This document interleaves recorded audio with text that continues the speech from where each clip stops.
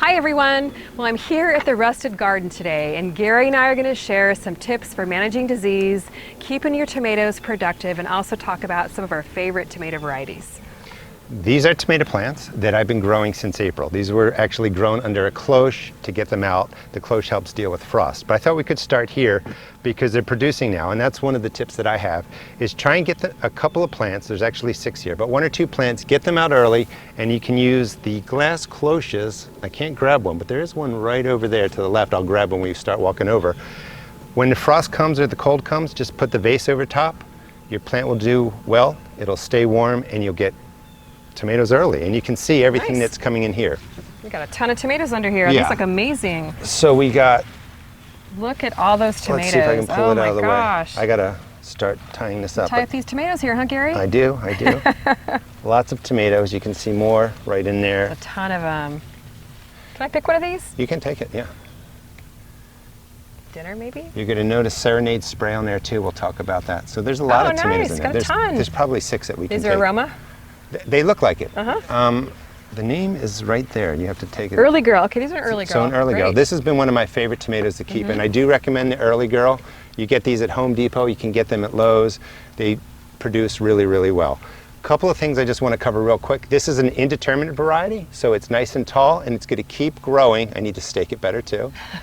It's going to keep growing all season till disease or something takes it, and it will keep producing. Right in here we have a smaller plant. This is the Celebrity. This is an All-America Selections winner, and you can see lots of tomatoes in there, but it's a shorter plant, and it's a determinate variety, which means it gets to a set height, produces flowers, and then it starts producing the tomatoes, and over a short period of time it's done, it dies back. These are good for more compact gardens. Good for more compact gardens, and you can plant them in April or in the beginning of your spring, and you can plant them again mid-season. And there's one tomato in here, I don't know if you can see it. If you want to grab that one, it's split. Oh yeah. Waiting for Joe to get down here a second. I'll just pull, yeah. Give it a twist. Here we go. It's on there Okay. tight. Yeah, we see the split at the top there. And the split comes, we've had, as I like to say, crazy rain. So no matter what you're doing, sometimes your tomatoes are going to split just like that, even worse in certain areas, sometimes this way. Because it rains so fast, it rains so much, they drink in a lot of water, they expand before the skin can stretch and they split. So that's not something to worry about, that's not something you're doing wrong. So in my case though, where I don't get rain, if I'm seeing splits, it means I'm watering too much. I need to back off on the watering. Right, so you can do that too. You could have very dry soil, then you got a free time, you're not working that day, you give them a ton of water, they expand too quick. So you want to go slow and low with the water. So definitely water deeply and water on a schedule. Right, let's go over to the tomato hedge. Sounds great. Before we do that, can I just talk about something here with the yellowing? Now yellowing doesn't always mean it's a sign of disease, but I know in my garden when I start to get yellowing on my tomato leaves, I like to just trim off the yellowed branch, because it really does tend to spread very quickly. You can use scissors or a pruner if you want to. You're being gentle with my plants, I appreciate it. Sure, you're welcome. It does tend to spread quickly throughout the plant. Right. So I like to keep the yellowing leaves trimmed off, and then it just keeps the plant healthy and also gives some more airflow to your tomato plant. And when you see that, the pattern you have there, this is not a disease, this is nothing to worry about like you're saying. These are just plant leaves that are dying off for whatever reason. When it starts getting hot, we've been over 90 degrees, sometimes your leaves just die off. Cut them back. It might be a time for a nitrogen feeding or something they need, but just because your leaves yellow doesn't mean you've got something that you got to worry about. So we're going to head over towards the tomato hedge area and a garden bed where Gary has a ton of tomatoes over here. I think these are a lot of All-America Selections varieties. They are. And we want to talk a little bit about bottom pruning. Now, bottom pruning is very important to give airflow to your tomato plants. And you can see Gary's got about 10 to 14 inches of the leaves trimmed off the bottom of his tomato plants. And you want to do it kind of gradually over time, so you're not trimming too much off the bottom of the tomato plant at once. But this provides airflow and really helps manage the disease over the life of the tomato plant. And it's something we need on the East Coast. We get leaf spot and we get early blight. And also I like to prune in between here. These are set closely, so if you're just getting started, you could put 3 feet between your tomato plants or even further if you just want to kind of get going. As you put plants closer together, especially on the East Coast, there's more risk of disease and problems. But definitely slowly do as you were saying. Right, and I trim on the West Coast too, just for the same reason, to give airflow, help manage the pests, help manage the diseases, and just give the tomato plants a little more space to grow. And you can see what's going on more under your tomato plant too. You can harvest them easier, you can just have better access to the plant, and it really does help manage the disease. And you're going to see the first tomatoes start at the bottom, and so everything's going to work its way up. So technically you could actually keep pruning because your indeterminate varieties are going to keep growing upwards. There are a ton of tomatoes on here. Look at these, they're absolutely beautiful. Let me show you the tomatoes right in here. Juliet, this wow. scarring pattern. And they're huge. Sometimes something like this is called cat facing. It's not so bad, but that's not a disease, that's not insect damage. That's just when the temperatures sometimes are too cold or too hot too quickly, the bottom and sides of your tomatoes can just distort like that. But that's nothing to worry about if you see that. Nothing to worry about, and you can just cut that part out. Yep. When your tomato gets ripe, you don't have to worry about, getting rid of the whole tomato or anything. It's not going to hurt you by eating that tomato. Right. Now I know you like the Jubilee. I want to show you the Love the tomato Jubilee. hedge and where that's growing. Okay, sounds good. Jubilee is at the end. And I love this tomato hedge, Gary. I got to hand it to you. What a great idea. You're growing so many tomatoes in this little bit of space, and you've got them tied up very simply with this T-post and this string. Right. So I think you're going to add another layer of string as they grow, right, to hold them up better? Yeah, you can keep going up as you need to. These are indeterminate varieties and determinate varieties mixed. But I saw this when we went to the AS trials to see how they were, testing out different Okay. flowers and fruits, vegetables, and tomatoes. They just had these hedges, and I wanted to reproduce that coming to the new garden. So this is small scale. Theirs just went on, for like 50 yards, but this is just small scale. But the trellising is super inexpensive and simple for anyone to do. It's easy to do. And there's all kinds of different varieties packed in there. Great. So the Jubilee This is one the of Jubilee. my favorites, actually, Yeah, the Golden Jubilee. It's in there. Now I know you like the And colored tomatoes. I love the yellow ones especially. So these are absolutely beautiful. The Golden Jubilee is one of my favorites. The yellow tomatoes are super sweet, and they tend to grow to a pretty good size too. So I would highly recommend any yellow tomatoes, especially if you like a tomato that's a little more acidic. Pick up some Golden Jubilee seeds, which I just happen to have in my tomato seed collection. These are going to get, like 10 ounces, and they're getting close. Maybe in the next 10 to 14 days. One of my favorite ways to have these, I don't know if you've ever tried this, is a garden grilled cheese. You just slice them up, you get like a really sharp cheddar, maybe put a piece of chicken or a piece of ham on it if you like, if you like meat, which I do. Maybe a little bit of pesto, some basil, and it's just amazing. Sometimes sourdough bread is perfect with it too. I do just a straight tomato slice, toasted in butter. It's gosh, good. Sounds And good. oh, and mayonnaise. Yes, delicious.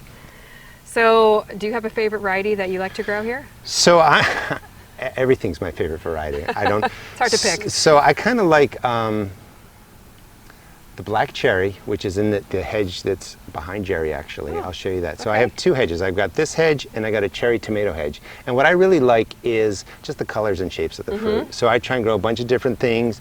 And the goal with the hedge over here is to just be able to pick out a bowl of mixed cherry tomatoes, and if we spin around I can show you so beautiful how to well the this is colors doing in the garden and the shapes. Now just look how wide it's getting, and you can see lined up straight to here are other T-posts, one right here to the other T-post, because cherry tomatoes will get out of control. So the string's going to go right in here to pull these together. Okay. These were planted after the hedge we were just looking at. And I think one of the reasons this space is doing so well, this is the old garden from the home when I moved in. Okay. So I think the soil is in much better shape, but it's just going crazy. Cherry tomatoes tend to grow more quickly. They're going to get 5, 6, 7, even up to 10, 12 feet tall. So I got a lot of work to do to pull these together, but the string will just pull these right in. Nice, and will go right up. That's a very easy way to trellis, and just to manage the area too, with just that string and the T-posts. It'd be perfect. And then these are getting spray too. I mean, they've really grown. So I'm like, seriously, in the last 3 days, these have probably grown almost 12 inches. That's why they're flopping over. Since we've been here, we were gone for a day and then came back. I can definitely see a difference in the growth. And the whole key, and I'm going to stress it as we're working together, whatever spray you want to use to control diseases is up to you. Most of them work fine. It's sticking to the routine.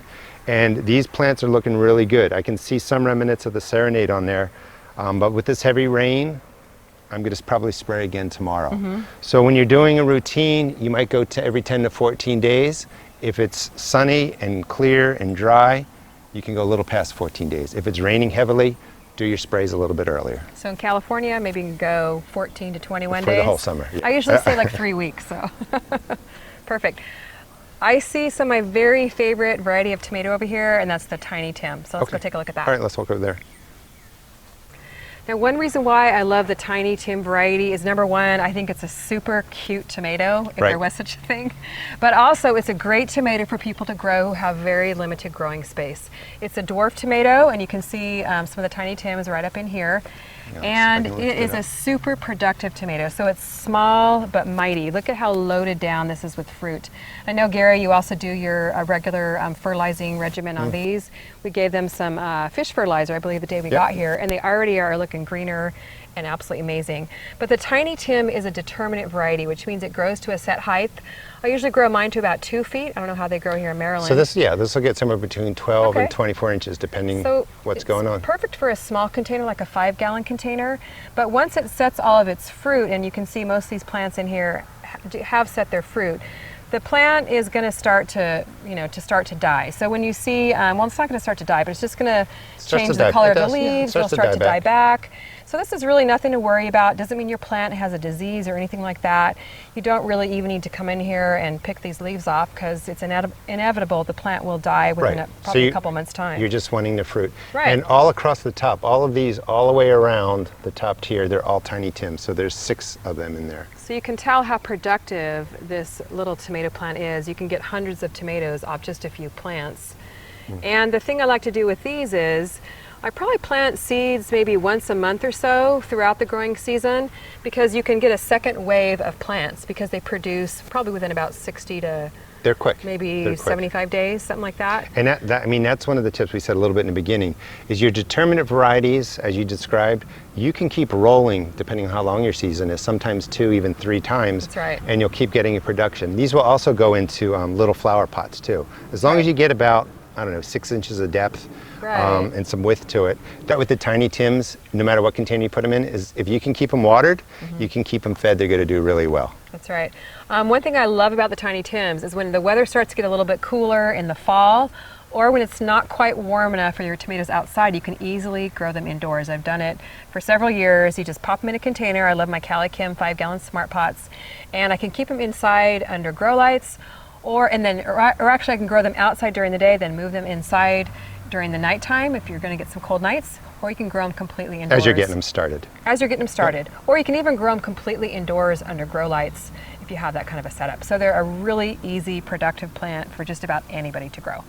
Let's head over to a container, and maybe I'll show you the tomato grow off tomato. Oh boy. This is a container tomato, and I've grown indeterminate varieties, the ones that will get, sometimes 6 feet tall, 8 feet tall, in 5-gallon buckets. This is a 17-gallon container. And the biggest problem with container tomatoes is making sure you can keep it watered. If you can water every day in your home, you can use a smaller container. If not, go to something this size. The other thing is they like to really be fed regularly. The container plants I may do every 7 to 10 days. Water-soluble fertilizer, something around a 5-5-5, but your container tomatoes are going to need a lot more fertilizer. They're going to just suck the life out of the soil. Yeah, usually in my hot, dry climate in California, I run everything on drip irrigation, which is my totally recommended method if you're in a hot, dry climate. And I usually fertilize my container plants about once a week, just to keep things rolling along. It makes a big difference. Right. All right, do you want to take a look at the grow-off tomato? Yeah, let's go take a look. The Big Zac. Kind of afraid to see this, Gary. Well, I want to give people a tip. If you're growing tomatoes for size, if you're doing your a contest like the tomato grow-off, or you're doing something with the county fair. Oh my gosh, look at that tomato. It's gotten bigger since we've been here. Sorry to interrupt, Gary, but it looks amazing. I mean, it's almost as long as that's huge. My hand. So it's probably 3 pounds. oh, I don't know, it's getting close. We'll see what it does. So the key is large size tomatoes, pick a variety that grows well. The Big Zac was recommended to me by a bunch of subscribers, and I appreciate that because it is doing exactly what they said it would do. I mean, there's lots of large ones down there. But if you're really growing something to win a contest, you want to start removing the tomatoes that are popping up higher up so that the energy goes right into the bigger tomato. And that's one way to really increase the size of your plant and hopefully you win something at the county fair. Wait, you're giving me your secret? You can use it, it's free. Well, I think I'm definitely inspired to stick to a better fertilizing schedule, especially with my competition tomatoes. So I'll be doing that as soon as I get home. Now, one thing we did want to mention is when you're pruning your tomatoes, you definitely don't want to prune your determinate tomatoes. Here we have like another crop growing. You got these in a little bit later than the other determinate varieties? This is the third round of my indeterminate varieties, but let's pretend they're determinate varieties for your point. Oh, okay. Sorry about that. That's okay. So yeah, for your determinate varieties, you don't want to prune. It's really not necessary. You can do some little light pruning at the bottom if you want to, or as you see yellowing or diseased leaves. But it's a good idea to get a second or even a third round going a little bit later in the season, but you definitely don't need to prune them like you do indeterminate varieties. Yeah, so the indeterminate variety, as a tip too, which you might not have to do, but because of our disease really comes in, third wave of indeterminate varieties, they're much smaller, and for whatever reason, I found this wave coming up, if disease hits the other plants, one, these are a lot easier to manage, spraying takes a second, but they don't seem to pick up the diseases like the other plants. So if they die off, these are getting ready to take off, and then you miss that period of time when the diseases really grow, because they need a specific temperature, a certain amount of rain, and all that kind of stuff. So sometimes these plants survive, the diseases sort of die off or go away because the temperatures change. That's right, and in Southern California, it's a good idea to get some determinate varieties growing later in the summer, such as the Tiny Tim I talked about earlier, because they do grow a little bit faster, and in our climate, we can grow tomatoes much later in the season. So once you've got your first round going, get yourself another round of the smaller determinate plants going, and you'll have tomatoes growing later in the season as well. Well, let us know what tips you find especially helpful for growing tomatoes in your garden, and we'd also love to hear what some of your favorite varieties are. Thanks for watching, and if you got a tip that works well in your garden, let us know too so we can spread the word. That's right. We'll see you on the next video.